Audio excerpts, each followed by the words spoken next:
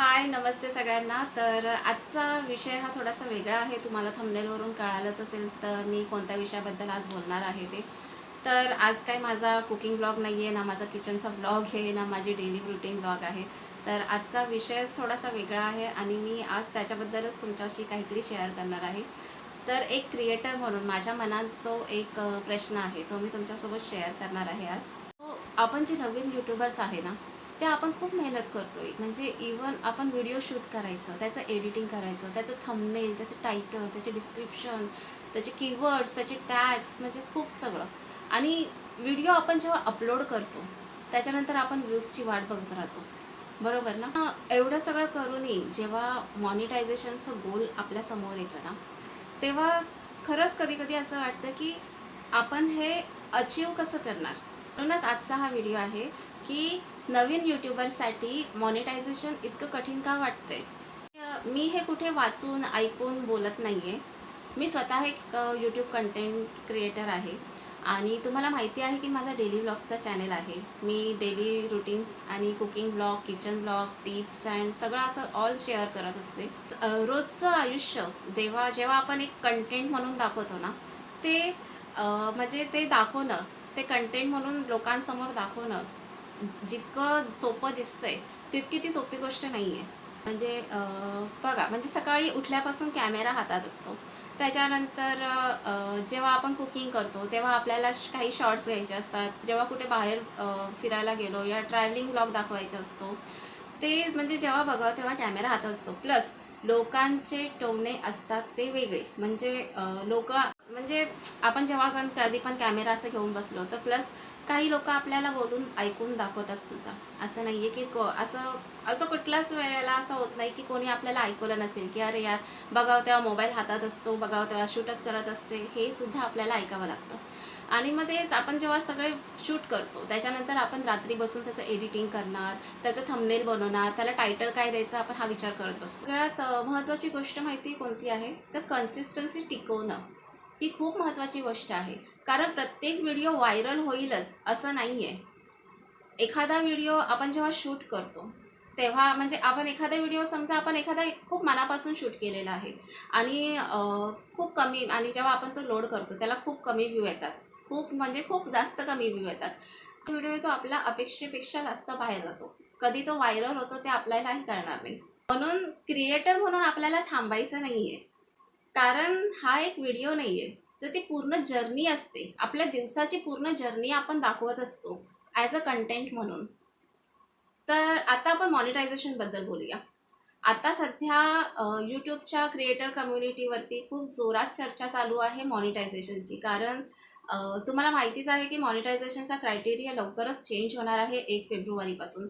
So आधीच जो burden होता, जो आपल्याला 4000 अवर्सचा जो वॉच टाईम कंप्लीट करायचा होता, तो आत्ता डबल होणार आहे. म्हणजे तो 8,000 अवर्सचा वॉच टाईम आपल्याला कंप्लीट करायचा आहे.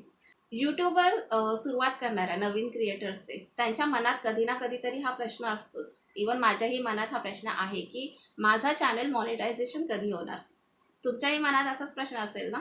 आणि त्यासाठी आपल्याला सबस्क्रायबर्स आणि वॉच टाईम हा क्रायटेरिया पूर्ण करावा लागतो. ती जी आहे ना, ती खरी स्ट्रगल चालू होते नवीन क्रिएटर्सची. सबस्क्रायबर मिळवणं हे सुद्धा एक चॅलेंज आहे. सबस्क्रायबर्ससुद्धा असेच पटकन भेटत नाही. कारण एखादा व्हिडिओ या शॉर्ट एखादा जर व्हायरल गेला, तर सबस्क्रायबर्स भेटतात. कारण माझ्या बाबतीत सुद्धा असंच झालेलं. कारण मी जेव्हा चॅनल ओपन केला आणि काही मध्ये पर्सनल गोष्टी, काही बरंच काय झालं होतं. सो त्याच्यामुळे परत म्हणजे चॅनल ओपन केल्यावरती माझा गॅप झाला आणि नंतर मी पुन्हा चॅनल चालू केला, तर काही सबस्क्रायबर्स मिळवणं खूप म्हणजे म्हणजे माझे इवन जेमतेम 100-150 सबस्क्रायबर्स होते आणि त्या दरम्यान माझा एक शॉर्ट व्हायरल गेला. म्हणजे त्याला 5 लॅक्स अबोव काहीतरी व्ह्यूज मिळाले. अशी किचन टिप होती. मी ज्या किचन टिप्स शेअर करते, तशीच किचन टिप्सच होती आणि ती एवढी व्हायरल गेली. 5 लॅक्सच्या वर तिला व्ह्यू मिळाले. म्हणजे ती माझ्यासाठी तरी व्हायरल गेली आणि तो जो शॉर्ट माझा जो व्हायरल गेला ना, त्याच्यामध्ये माझे म्हणजे लिटरली माझे 1000 सबस्क्रायबर्स 2 डेजमध्ये इन्क्रीज झाले. आणि सबस्क्रायबर्स मिळवणं ते चॅलेंज आहेच, पण त्याहूनही सर्वात मोठं चॅलेंज म्हणजे लाँग व्हिडिओच्या फॉर्ममधनं वॉच टाईम मिळवणं. हे खूप मोठं चॅलेंज आहे. कारण आता समजा आपण 8 ते 10 मिनिटाचा लाँग व्हिडिओ शूट केलाय. पण आपण जेव्हा तो लोड करतो, तेव्हा फक्त काही लोकांनी फक्त तो व्हिडिओ 2-3 मिनिटच बघितला. तर त्याचा वॉच टाईम आपल्याला किती मिळणार?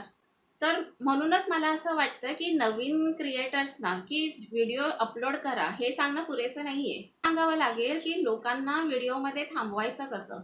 लोकांना जर व्हिडिओमध्ये थांबवायचं असेल, तर 2-3 स्टार्टिंगचे जे सेकंड्स आहेत, जे स्टार्टिंगला आपण जे दाखवतो, ते जे हूक बोलतो, तिथेच आपल्याला मेन जो आहे ना, तिथेच टार्गेट केलं पाहिजे. म्हणजे तिथे जर हूक आपल्याला 2-3 सेकंदाचा जर हूक चांगला असेल, तर लोकं थांबतात व्हिडिओ बघायला. त्याच्यामध्ये ब्लॉग आपण जेव्हा शूट करतो, त्याच्यानंतर आपण जेव्हा व्हॉईस ओव्हर देतो, तर स्टोरी काय सांगायची, स्टोरी टेलिंग कशी करायची आणि त्याचा आपण थंबनेल कसा करायचा, टायटल काय द्यायचं, हे सगळं असतं याला.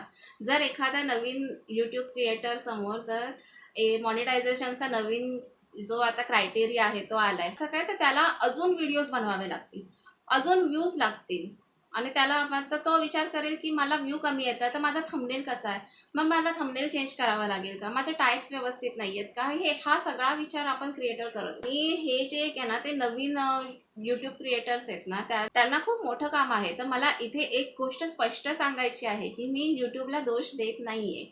त्यांचाच यूट्यूब हा एक प्लॅटफॉर्म आहे, त्यांचे काही रूल्स आहेत, रेग्युलेशन्स आहेत, त्यांच्या पॉलिसीज आहेत. प्रश्न फक्त एवढाच आहे की नवीन यूट्यूबर्स जे क्रिएटर्स आहेत, त्यांना व्यवस्थित गाईडन्स मिळत आहे का, त्यांना संधी मिळत आहे का.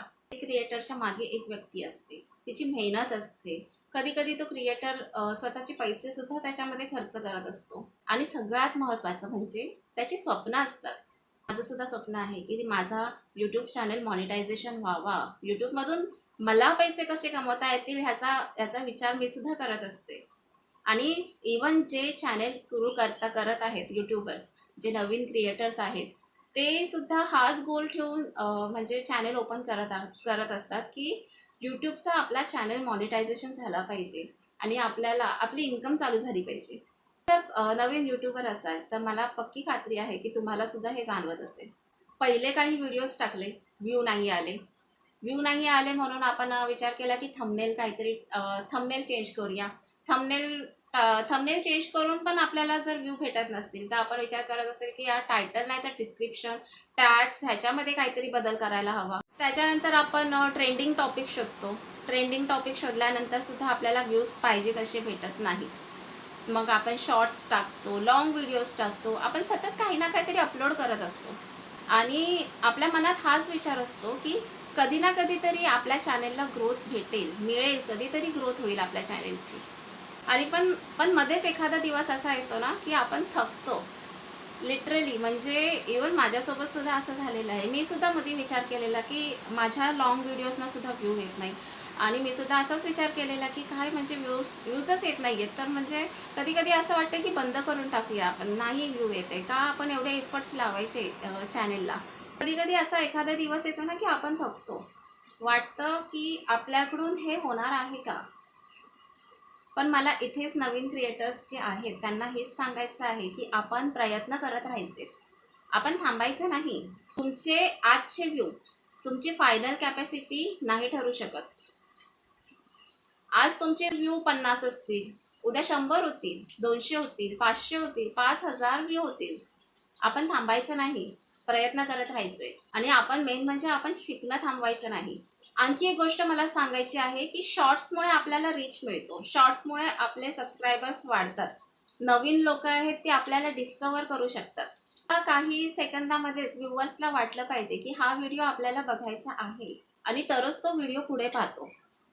म्हणून मी आता माझ्या स्वतःच्या व्हिडिओमध्ये पण हुक, परत स्टोरी टेलिंग, रिटेन्शन, हे जे आहे ना ह्याच्यावरती जास्त लक्ष करण्याचा प्रयत्न करत असते. माझ्यासारख्या क्रिएटर्स जे आहेत त्यांच्यासाठी ही पूर्ण लर्निंग प्रोसेस आहे. आपण यूट्यूबवर फक्त व्हिडिओ बनवत नाही, तर आपण प्रत्येक व्हिडिओसोबत काहीतरी नवीन शिकत असतो.